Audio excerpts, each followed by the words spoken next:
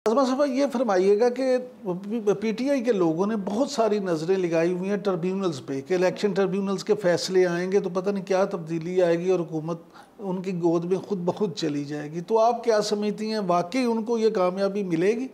मैंने तो आपको बताया शुरू में कि उन्होंने हमारे जज तुम्हारे जज रखा हुआ है और वो उस बेस के ऊपर उनकी सारी सियासत कायम है। लेकिन एक इलेक्शन ट्रिब्यूनल बने थे 2018 के इलेक्शन के बाद भी, और एक मौसूफ हुआ करते थे डिप्टी स्पीकर जो आइन शिकन है, आर्टिकल 6 का मरतकब है, कासिम सूरी। उसके बैलेट पेपर के ऊपर पैरों के निशान, पैरों के अंगूठों के निशान थे और वो स्टे के ऊपर जो है उसने सारा वक्त गुजार दिया। इसके ऊपर पीटीआई को मतलब कोई है, होश है, उसका जवाब है उनके पास। उसके बाद जो इलेक्शन ट्रिब्यूनल्स के अंदर हमारे केस हमारी जो पार्टी ने किए थे वो लटकाए गए, हमें जो है वो किसी को इंसाफ नहीं मिला, वो इंस्ट्रक्शंस हो गए और बात ख़त्म हो गई। ये वो लगाएं, वो उनको देखिए ट्रिब्यूनल पर जाना उनका हक है, उनको बिल्कुल जाना चाहिए। लेकिन ट्रिब्यूनल की आड़ में मतलब हमारे जज तुम्हारे जज करके और उसमें किसी साजिश के तहत कोई रस्ते बनाने की अगर कोशिश करेंगे तो उसको बिल्कुल हम रजिस्ट करेंगे, ऐसा करने नहीं देंगे। आज़मा साहब पीटीआई तो आपके मुताबिक एक फाशिस्ट जमात है। मेरे मुताबिक नहीं, पूरी दुनिया के अंदर एक फाशिस्ट जमात है और पूरी दुनिया में ऐसी कोई जमात मुझे दिखा दें जिसने ये किया हो और उसके बाद वो इस तरह दंदनाती फिर रही हो, ये नहीं होता। चले आपकी बात को दुरुस्त मान लेते हैं। आपके मुताबिक वो गैर जमहूरी जमात है, आपके मुताबिक मेरे जज तुम्हारे जज पे वो यकीन रखती है, आपके मुताबिक कासिम सूरी जो हैं वो स्टे पे सारा अरसा, मेरे मुताबिक नहीं फैक्ट। बिल्कुल ठीक है, बिल्कुल ठीक है। लेकिन अगर ये सारी बातें भी ठीक हैं तो आपकी पार्टी तो एक जमहूरी पार्टी है ना, आपकी पार्टी तो इन चीज़ों पे यकीन नहीं रखती। तो अगर जब आप ये करते हैं कि जी अगर उन्होंने किया तो हम भी करेंगे, मतलब तो यही नहीं, बिल्कुल ऐसा नहीं। मैं जो एतराज़ उठा रहे हैं मैं उनको जवाब दे रही हूँ, मैं ये नहीं कह रही कि हम भी ये करेंगे।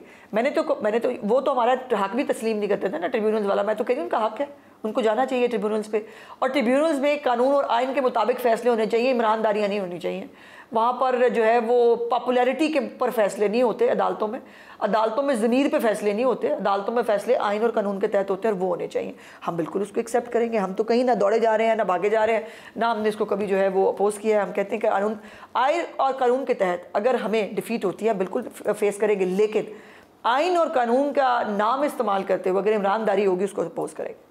अच्छा, ये फरमाइएगा कि ये सियासत पे तो बातें सारी चलती रहती हैं, आम आदमी आपके इस दौर में महंगाई से बहुत परेशान हो गया है, ख़ास तौर पे बिजली के बिलों ने उसे मार दिया है और अब एकदम से आईपीपीज़ का जो सारा मामला आया सामने, आपके ख्याल में आईपीपीज़ के साथ जो इतने सख्त मुआहदे हैं उनका ज़िम्मेदार कौन है और क्या ये रीनिगोशिएट नहीं होना चाहिए? दो चीज़ें हैं इमरान साहब। पहली तो बात यह है कि महंगाई जो है पिछले 3 साल की कम तरीन सतह पे आई है। ये कल ही अदाद-ओ-शुमार जारी हुए हैं और हमारी हुकूमत को आए भी 4 साढ़े 4 जो है वो सिर्फ महीने हुए हैं और उसमें पीछे वो बैकग्राउंड है जो 16 महीने की फायर फाइटिंग थी, जो मुल्क में आग लगा के गया था एक शख्स जिसने श्रीलंका बनाना था पाकिस्तान को। उस फायर फाइटिंग का और प्लस ये जो मेहनत की है मरीम नवाज शरीफ साहिबा ने और वफाकी हुकूमत की, हमें प्रॉब्लम है बिजली के बिलों पे।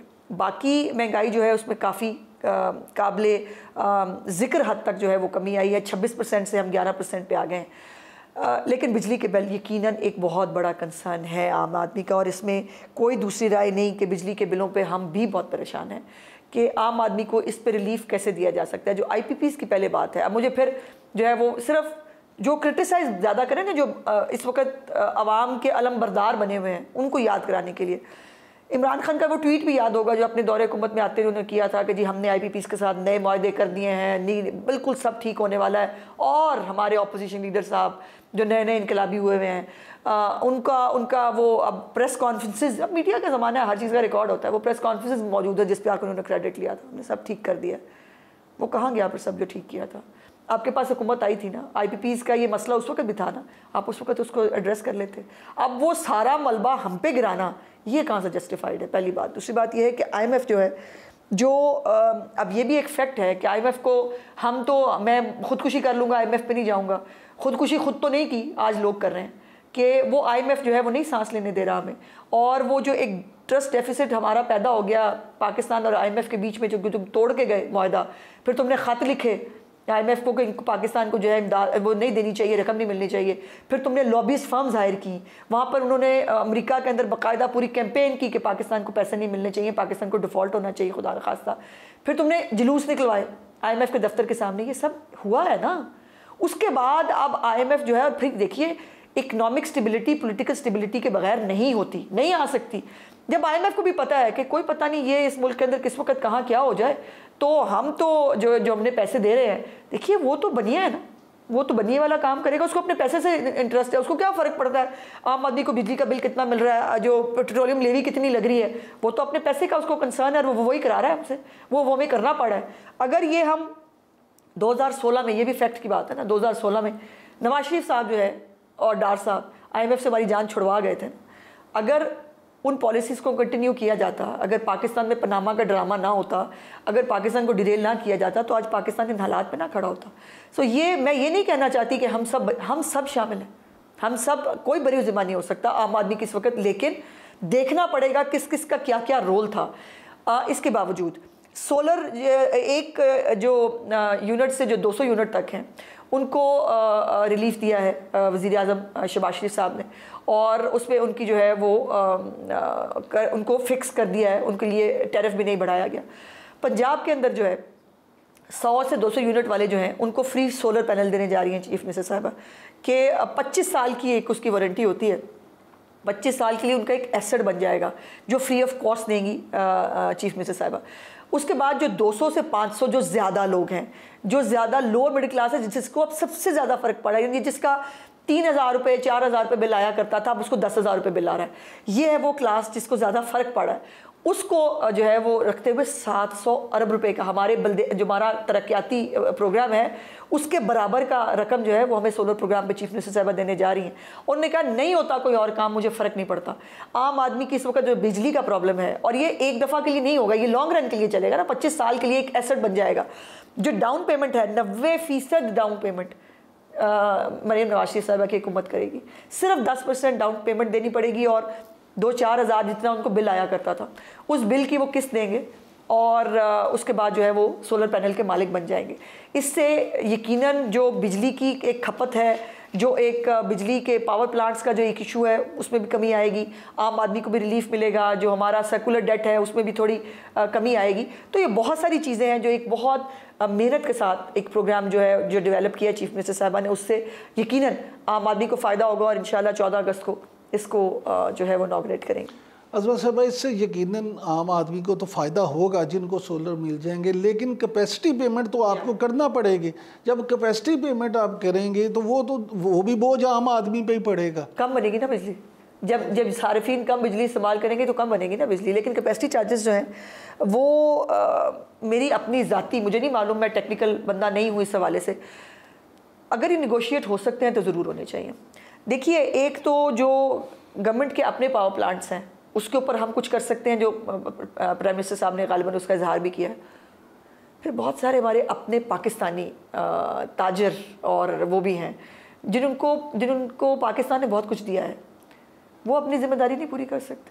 हम अगर किसी एग्रीमेंट की वजह से हम वो एग्रीमेंट नहीं तोड़ सकते जो लिखा गया है, उस एग्रीमेंट को ब्रीच नहीं किया जा सकता, तो वो वॉलंटियर तो कर सकते हैं ना, उनका भी पाकिस्तान है, उनका भी मुल्क है। ये मुल्क सिर्फ सियासतदानों का क्यों है? ये मुल्क बाकी लोगों का क्यों नहीं है? ये मुल्क ताजरों का क्यों नहीं है? ये मुल्क कारोबारी लोगों का क्यों नहीं है?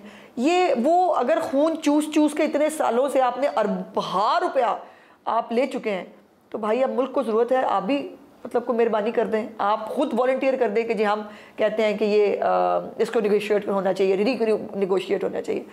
बट अल्लाह जाने ये कोई कर पाएगा कि नहीं। अज़मा साहब, बात ये है कि वो कहते हैं डंडा पीर विगरियाँ तिगरियाँ, तो ये जो लोग हैं अगर इनको इस तरह एहसास होता, तो जो माहिरीन हैं, हमारी जिन माहिरीन से बात हुई है उनका ये कहना है कि हुकूमत इस मामले में ठीक कहती है कि ये जो मुआहदे हैं उनकी खिलाफ वर्जी नहीं हो सकती, लेकिन माहिरीन का ये कहना है कि 95% मुआहदों की खिलाफ वर्जी वो लोग खुद कर चुके हैं, क्योंकि जो चीज़ें उन्होंने कही थी, मिसाल के तौर पे हो रहा है। हाँ जी इमरान साहब, इस पे काम हो रहा है। बिल्कुल इन्हीं लाइंस के ऊपर हुकूमत जो है वो काम कर रही है। मैंने उस दिन सुना अवैस लगारी साहब को, बड़ी मेहनत से इसके ऊपर काम कर रहे हैं, और इन तमाम चीज़ों को ही देखा जा रहा है कि जहाँ उनकी तरफ से वायलेशंस है, उन वायलेशंस को पॉइंट आउट करके अगर कोई रिलीफ लिया जा सकता है तो ये नहीं है कि हमें एहसास नहीं है ये, और ना ये जो बिजली की कीमतें बढ़ाई गई हैं ये कोई हमारी मर्ज़ी से, यानी हमारी खुशी से हो रही हैं।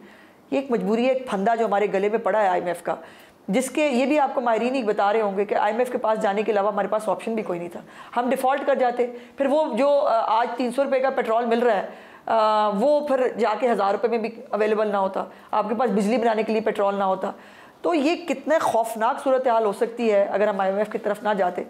और लेकिन ये भी मैं आपको ज़रूर कहना चाहती हूँ कि अल्लाह पाक का भी हुक्म है कि मुश्किल के बाद आसानी है। जो मैंने थोड़ा बहुत मुझे नॉलेज मिला है, मैंने नो हाउ लेने की कोशिश की है। ये पहला फाइनेंशियल ईयर मुश्किल है हमारा इस प्रोग्राम के उसके हवाले से। जैसे महंगाई में कमी हुई है, जैसे बहुत सारी बैरूनी सरमायाकारी जो है वो हम अट्रैक्ट करने की कोशिश कर रहे हैं। अगर ये फितना सुकून ले ले, इस मुल्क को लेने दे, इस मुल्क को आगे बढ़ने दे, इस मुल्क में सियासत ना हो, सिर्फ 2 साल सियासत ना करें, सिर्फ काम कर लें, खिदमत कर लें, यकीन माने ये मुल्क दोबारा खड़ा हो सकता है पैरों के ऊपर। लेकिन ये देखना पड़ेगा कि इस मुल्क के लिए जो है वो कौन क्या कर सकता है, इसको किसको क्या करना चाहिए और कौन क्या कर रहा है।